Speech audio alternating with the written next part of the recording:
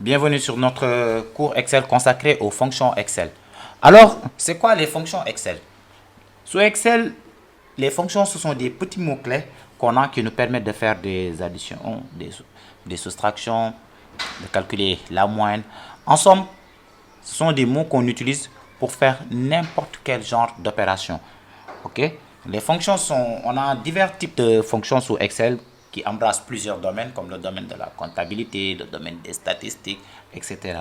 Donc, sans plus tarder, nous allons voir les fonctions qu'on va utiliser, les fonctions de base qu'on va utiliser aujourd'hui, à savoir la fonction somme, qui nous permet de faire une somme, c'est-à-dire de faire l'addition, la fonction moyenne, qui nous permet de calculer une moyenne, la fonction min, qui permet d'avoir la valeur la plus petite d'un ensemble, la fonction max, qui est le contraire de la fonction min et qui retourne la valeur la plus grande d'un ensemble.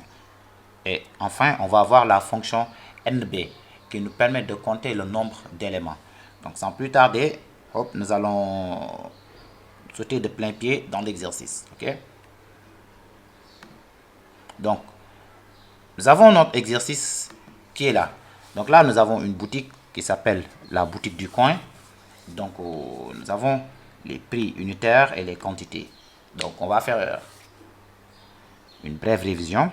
Donc, nous devons calculer le montant total de chaque produit. Donc, je mets égal, prix unitaire,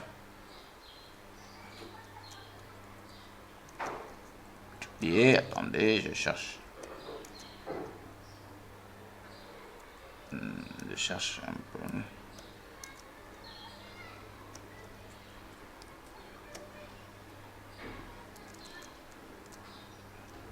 Égal, prix unitaire multiplié par la quantité. Je valide sur entrée.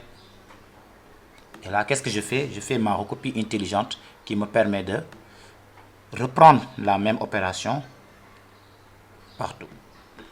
Là, j'ai ma recopie intelligente.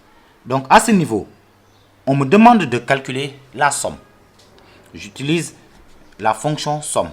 Donc, les fonctions sont très faciles à utiliser. Il suffit juste d'identifier la fonction dont on aura besoin pour l'utiliser. Donc, ici, je mets, pour utiliser la fonction somme, je clique d'abord sur la cellule qui doit contenir le résultat. Je mets égal. J'appelle la fonction somme. Vous voyez, dès lors que j'écris SOM, Excel m'amène toutes les fonctions commençant par SOM. Donc, j'écris somme. OK? J'ouvre la parenthèse et je sélectionne mes valeurs à additionner. Je clique sur la première valeur, je maintiens et je fais descendre. Je ferme la parenthèse et je valide sur entrée. Automatiquement, Excel me donne la somme. Vous avez vu comme c'est facile? Très bien. On continue. Donc, continue avec la fonction moyenne. Je mets égal. J'appelle la fonction moyenne. Regardez, quand j'écris M, il m'amène toutes les fonctions commençant par moyenne, par M. J'écris M-O-Y-E-2-N. J'ouvre la parenthèse et je sélectionne. Je fais attention à ne pas sélectionner la somme que j'ai précédemment calculée. Okay? Je ferme la parenthèse. Je valide sur entrée. Il m'amène la moyenne des produits. Donc, supposons que je veuille savoir le prix maximum que j'ai ici. J'utilise la fonction max. La fonction max vous permet de sortir la valeur la plus grande d'un ensemble d'éléments qu'on a sélectionné. Je mets égal, c'est déjà mieux. J'appelle la fonction max. Vous voyez, j'ouvre la parenthèse, je sélectionne. Je ferme ma parenthèse et je valide sur entrée. Vous voyez, elle me retourne combien? 15 000. Donc ça veut dire que 15 000 est le prix le plus grand qu'on a ici. Donc là, je vais calculer la valeur la plus petite. Je mets égal NB, excusez-moi, égal min. J'anticipe un peu. Min, j'ouvre la parenthèse et je sélectionne. Vous voyez, tac, je ferme ma parenthèse. Ok, vous avez vu. Mais non, ici, je veux savoir le nombre d'articles que le client a acheté.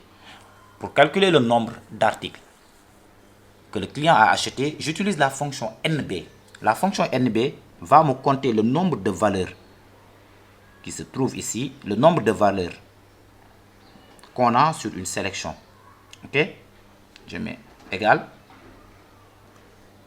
NB, j'ouvre la parenthèse, je sélectionne, je ferme ma parenthèse. Ouais, il me compte combien d'articles? 6 articles. Vous avez vu? Maintenant, je vais faire un peu de mise en forme sur Excel. Par exemple, là, j'ai les chiffres. Vous voyez, certaines personnes peuvent avoir des problèmes de vision. Donc là, on est bon.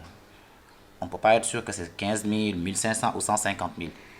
Comment je vais procéder? Je vais utiliser ce qu'on appelle le séparateur des milliers qui va me permettre de séparer en milliers les valeurs que j'ai ici. Donc je sélectionne à ce niveau. Je viens ici. Vous avez vu? À ce niveau, sur les trois zéros, je clique automatiquement dans mes séparateurs de milliers et il le centre. Ok? Donc là, vous avez vu. Donc j'espère que les explications ont été claires. Donc n'hésitez surtout pas à liker la vidéo et à laisser un commentaire sur la page. Ok? Ciao. Merci.